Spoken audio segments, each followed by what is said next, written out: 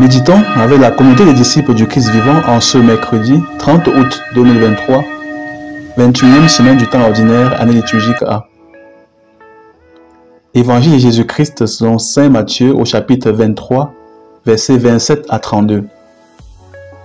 En ce temps-là, Jésus disait: Malheureux êtes-vous, scribes et pharisiens, hypocrites, parce que vous ressemblez à des sépulcres blanchis à la chaux. À l'extérieur, ils ont une belle apparence, mais l'intérieur est rempli d'ossements et de toutes sortes de choses impures.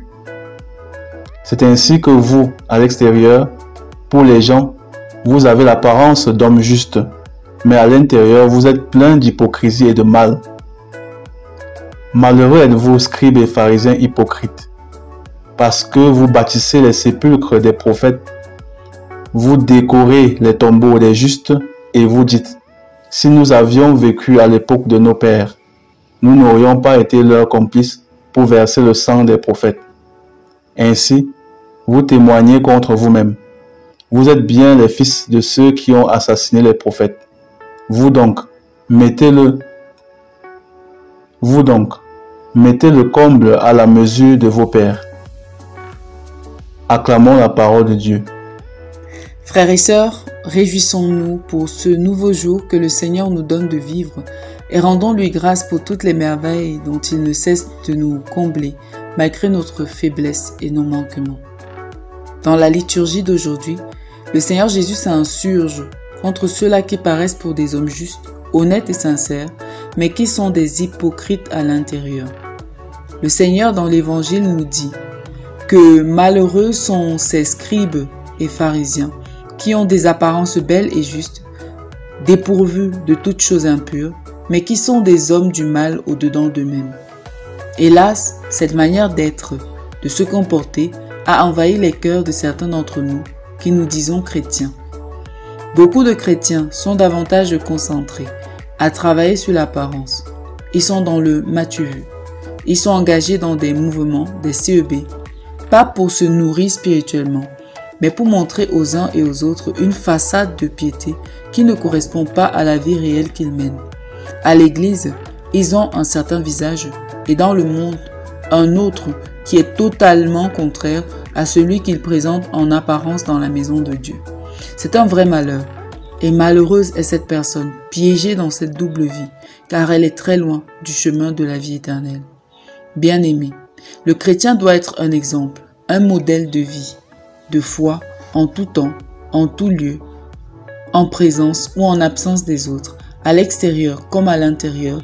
Il doit refléter ce qu'il dit être pour vivre heureux dans la paix et l'amour de Dieu. Parfois on pense que le monde va mal, que l'église est corrompue, justement parce qu'il y a manque d'hommes justes et sincères, des hommes à l'abri du m'as-tu vu, des hommes qui ne se montrent pas mais qui sont. Le Seigneur nous invite aujourd'hui à être différents. Bien-aimés, posons-nous toujours la question de savoir quel type de chrétiens nous sommes quand nous nous engageons à l'église, dans la chorale, dans le service des servants de messe, chez les lecteurs. Le faisons-nous pour Dieu ou pour une apparence devant les autres? Quelle est l'essence même de notre engagement à la suite du Christ? Le Seigneur ne veut pas des chrétiens hypocrites, mais des chrétiens justes et honnêtes, qui montrent ce qu'ils sont vraiment, afin qu'ils puissent prendre cela pour le transformer et les rendre meilleurs. Tâchons d'être de ces derniers, c'est-à-dire ceux qui montrent l'intérieur d'eux-mêmes, afin que notre vie de foi puisse porter beaucoup de fruits. Prions. Éternel Dieu, nous te prions de nous donner ta grâce, afin que nous soyons des chrétiens dignes de toi, des chrétiens qui reflètent ce qu'ils disent, pour que ton évangile puisse porter du fruit dans les cœurs. Intercession. Maman Marie, nous te prions d'intercéder pour nous, afin que notre oui à la suite du Christ soit juste et sincère, libre de toute hypocrisie, comme a été ton oui envers Dieu. Bienheureuse Marie, intercède pour nous. Exercice spirituel. Prenons un moment pendant cette journée et faisons un retour sur notre vie de foi. Et regardons si elle reflète la vie que le Christ veut, ou celle que les hommes veulent. Prions pour un changement des cœurs et changeons notre manière d'être devant les autres. Montrons qui nous sommes, afin que le Seigneur puisse prendre cela et en faire quelque chose de merveilleux. Loué soit Jésus-Christ.